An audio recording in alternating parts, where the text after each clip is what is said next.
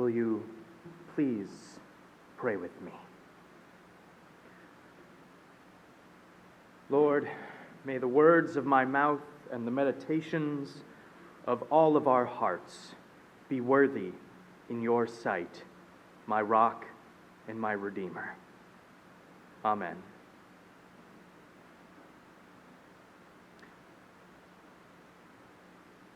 Maybe it's just me, but this has been turning very slowly for the past, ever since worship started, which is kind of frightening because I've been told the story of how it fell that one time.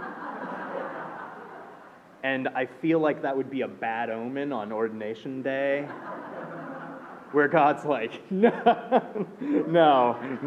nice try though. Speaking of scary, it's October, which means we're continuing on with our sermon series, What Scares Us, where we examine the legends of classical monsters, why they scare us, and what our faith has to say about them. Today, I wanted to talk about the scariest monster in this series, because it's real. Skeletons.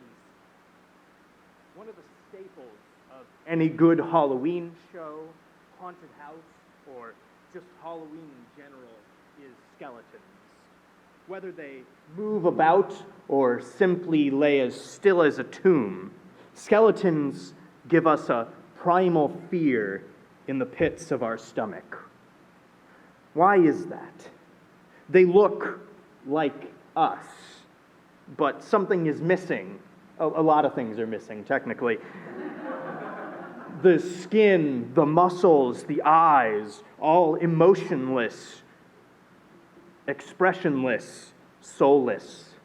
Skeletons remind us of something that we don't want to be reminded of: death and decay. For early humans, skeletons of anything would let us know to stay away. Something has died here, and whatever killed it may still be nearby. The sight of bones tells us that something is not as it should be. So you should either leave the area or approach with extreme caution. Over time, skeletons have become the harbinger of death. In the West, we imagined the Grim Reaper, the metaphorical collector of the dead, as a literal skeleton with a scythe. In modern times, skeletons are even more eerie than perhaps they even were for our ancestors. You see, we in modern times don't like death. And that makes sense. Death is painful for those left behind. It takes away the ones we love and leaves a small hole in our hearts.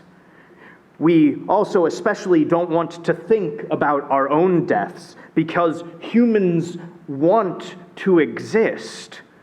We want to live on in some form or another, so we avoid death at all costs. Even dead animals on the side of the road give us shivers, and we get someone else to pick them up for us. This is why we have so many words that mean death, but don't say it. Passed away, expired, departed, met one's maker, gone to a better place, kicked the bucket, cashed in the chips, bought the farm, bit the dust, is pushing daisies, croaked, flatlined, snuffed it, pegged out, kicked off, kicked in, perished, breathe your last, laid to rest, put 6 feet under, got clapped, is gone. Because we fear the word, they died. We in modern times hate the idea of death because we are so separate from it.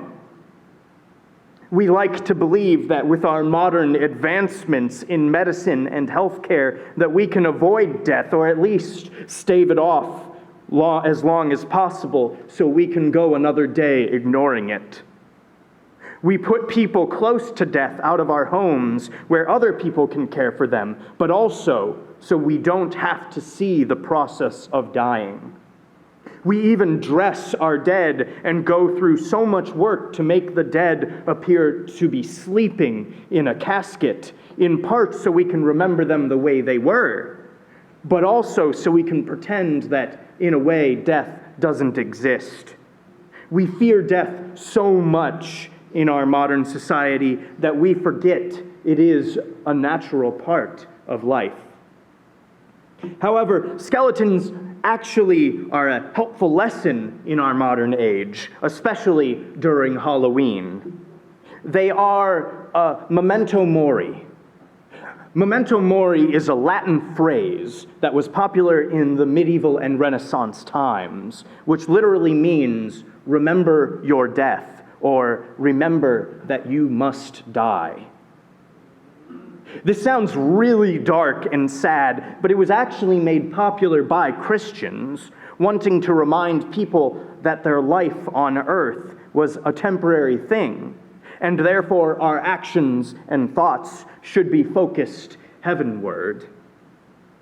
I say skeletons were a popular form of memento mori because it was everywhere in art.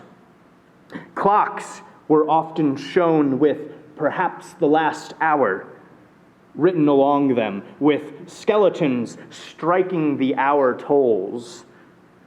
It was also popular to carve the rock of tombs to depict the person in them as a skeleton, showing what the people in the casket would look like after some time to decay.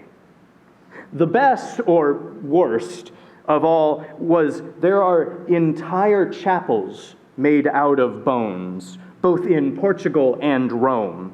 Literally, the entire chapel, from ceiling to floor, is made of human remains.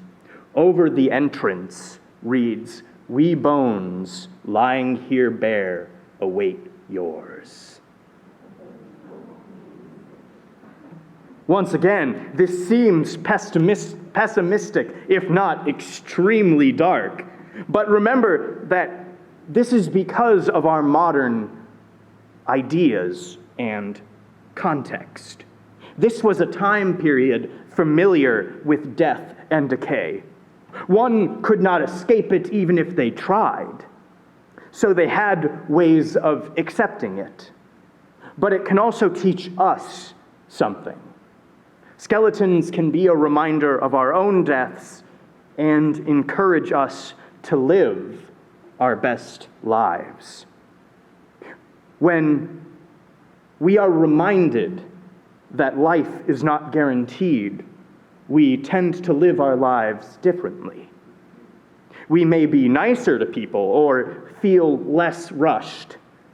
It may even show us our priorities in our life.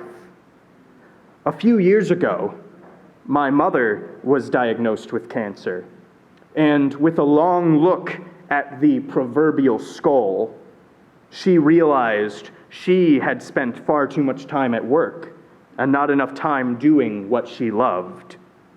In that sense, skeletons are a soft reminder to live our lives the way we want to, because we can't always assume that there will be another year, another month, or another day. But skeletons can also be viewed differently to us Christians. For you see, death is not the end.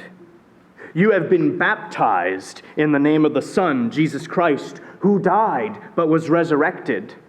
He defeated the enemy, death. We too shall be resurrected with Jesus. It's not that there is life after death, people floating around in heaven. That's not the point of Christianity. Sure, there's an afterlife, but also renewed life again in God. Christians see skeletons and don't see the ultimate fate of humanity like some do. We see a final enemy that has been defeated by God through Jesus Christ. Now, skeletons can still be a memento mori. They can still remind us to live our best lives. But we don't have to fear death. Because death is not the end for us. As Gandalf the White said, the journey doesn't end here. Death is just another path, one that we all must take. The gray rain covering the world is pulled back, and all turns into silver glass. This quote is not actually that different from what St. Paul says, for now we see in a mirror dimly, but then face to face. Now I know in part, then I shall know fully, even as I have been known fully. Death and decay are a part of life, but Christ has already defeated death, and we too shall rise anew. Skeletons can be a reminder to us to not take our lives for granted, but they also are the last cry of a defeated enemy, one that God is victorious over in death and in new life. Amen. Now, will you please stand as you